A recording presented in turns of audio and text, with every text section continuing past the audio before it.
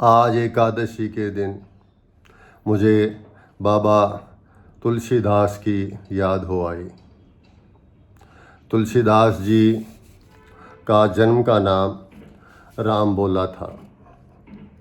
उन्होंने पूरे जीवन राम जी की स्तुति की और रामचरित का ही गान किया।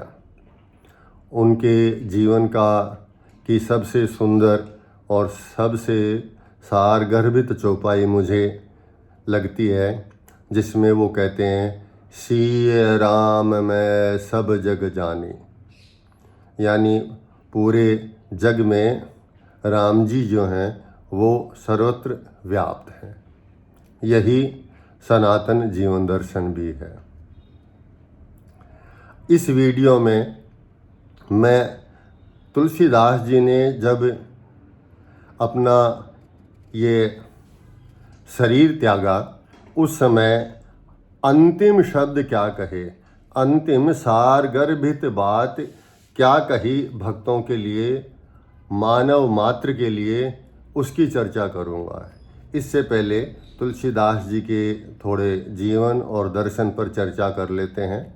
तुलसीदास जी का जन्म यूपी में राजापुर में हुआ। राम बोला उनका नाम था।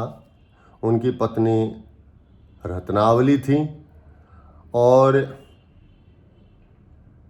गांव के बाद तुलसीदास जी ने अपना पूरा जीवन वाराणसी और चित्रकूट में मोटे तौर पर व्यतीत किया। उनके द्वारा सृजित अनेक ग्रंथ हैं, लेकिन मैं आज केवल रामचरितमानस की ही चर्चा करूंगा और संक्षिप्त में केवल 2 बातें आप लोगों से शेयर करना आवश्यक समझता हूं कि रामचरितमानस जैसे पावन ग्रंथ की चर्चा कर तुलसीदास जी ने सनातन समाज पर बहुत बड़ा उपकार किया। 2 रूप में मुझे उसमें 2 सबसे बड़े उपकार नज़र आते हैं। पहला उपकार कि रामचरित को उन्होंने सरल दैनिक आम बोल चाल की भाषा में लिख दिया। इससे पहले संस्कृत में लिखी हुई थी रामायण, वाल्मीकि जी की रामायण संस्कृत में लिखी थी और तुलसीदास जी ने इसे अवधि में रामचरितमानस के रूप में लिखा, तो वो जन जन तक पहुंचने के लायक हुई। और दूसरा जो उपकार किया रामचरितमानस के माध्यम से वह था कि इससे पहले शैव और वैष्णवों में आपस में मतभेद था।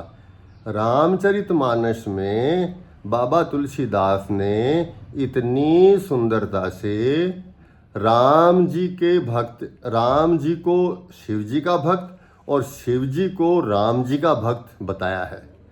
तो स्पष्ट संदेश है कि शैव और वैष्णव सब एक हैं और इसी सुंदरता से उन्होंने इस पूरे ग्रंथ की रचना की।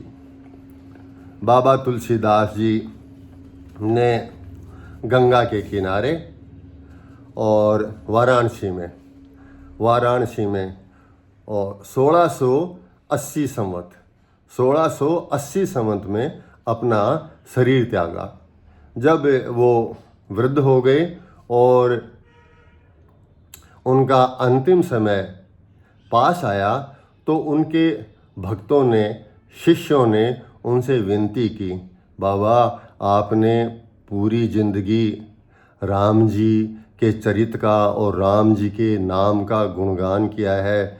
अब हम तो इतने विद्वान नहीं हैं, हम तो इतने पढ़े लिखे भी नहीं हैं, समझदार भी नहीं हैं, आप हमें कोई गूढ़ और कोई सरल बात बता कर के जावें, हम पर उपकार करें।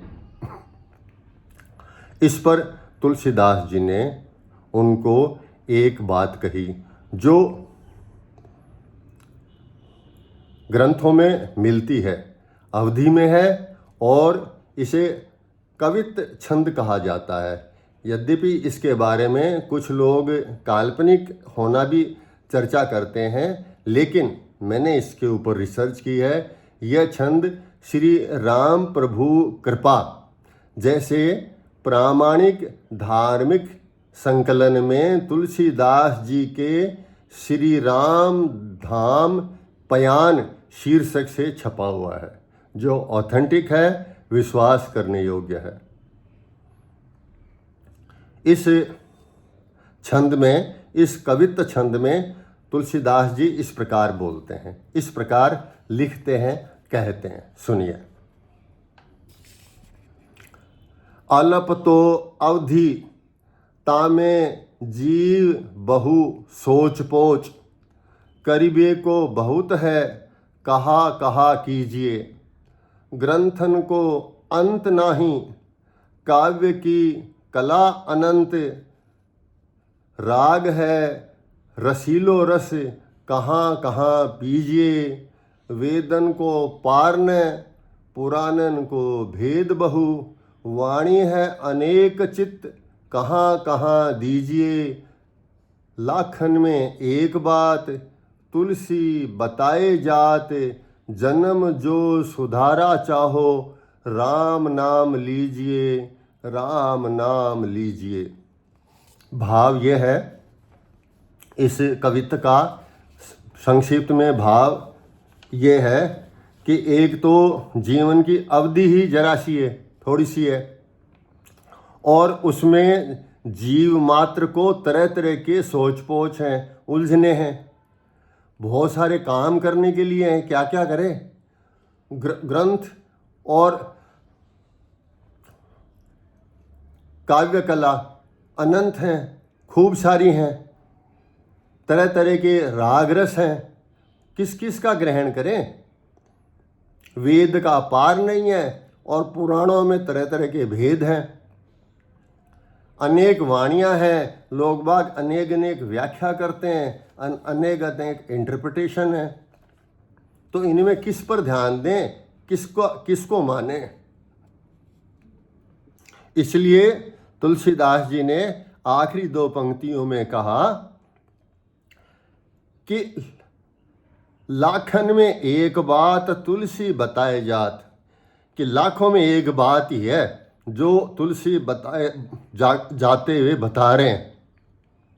क्या कि जन्म जो सुधारा चाहो, यदि मानव जन्म, ये जो मानव जन्म मिला है, इसको यदि सुधारना चाहो, जन्म जो सुधारा चाहो राम नाम लीजिए, राम का नाम लीजिए अगर आप अपना जन्म सुधारना चाहते हो।